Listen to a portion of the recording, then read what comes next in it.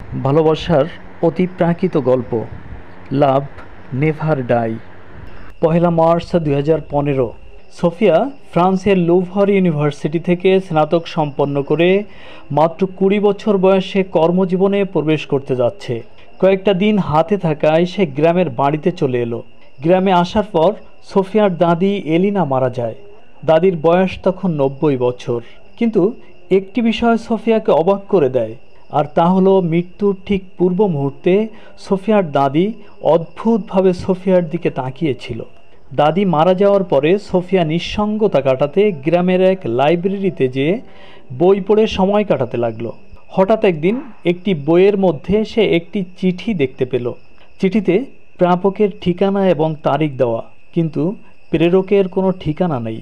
তারিখ অনুযায়ী চিঠিটা লেখা 70 বছর আগে, 1945 সালে দ্বিতীয় বিশ্বযুদ্ধকালীন সময়ের। সোফিয়া চিন্তা করল, পত্র প্রেরকের যেহেতু কোনো ঠিকানা নেই, তাই প্রাপকের কেউ যদি থাকে তাহলে চিঠিটা তার হাতে পৌঁছে দিতে হবে। প্রাপকের ঠিকানায় ভার্সাইয়ের যে জায়গার কথা লেখা আছে, সোফিয়া জয়েনও করবে তার পাশেই। তাই সে গ্রামের সবার কাছ থেকে বিদায় নিয়ে ভার্সাই চলে গেল। কাঙ্ক্ষিত ঠিকানায় পৌঁছালে 95 বছর বয়সী এক বৃদ্ধর সাথে সোফিয়ার দেখা হয়। বৃদ্ধকে চিঠিটা দিলে বৃদ্ধ লোকটি বলল, আমি আজও এই চিঠিটার অপেক্ষা করছি। আমি জানতাম সে একদিন আমার কাছে আসবে, যদি আমার ভালোবাসা সত্যি হয়। হঠাৎ করে সোফিয়ার নজর পড়ল সামনে থাকা ড্রেসিং টেবিলের উপর।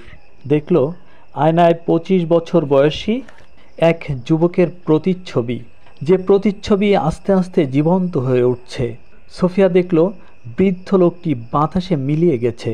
সেখানে ফুল হাতে প্রেম নিবেদন করছে আয়নায় দেখা সেই যুবক, এবং সে বলছে, Elina, love never die, so I love you. পরিবর্তিত এলিনা জানালা দিয়ে বাইরে তাকিয়ে দেখতে পেল 70 বছর আগের যুদ্ধবিধ্বস্ত এক ভার্সাই শহর। ধন্যবাদ।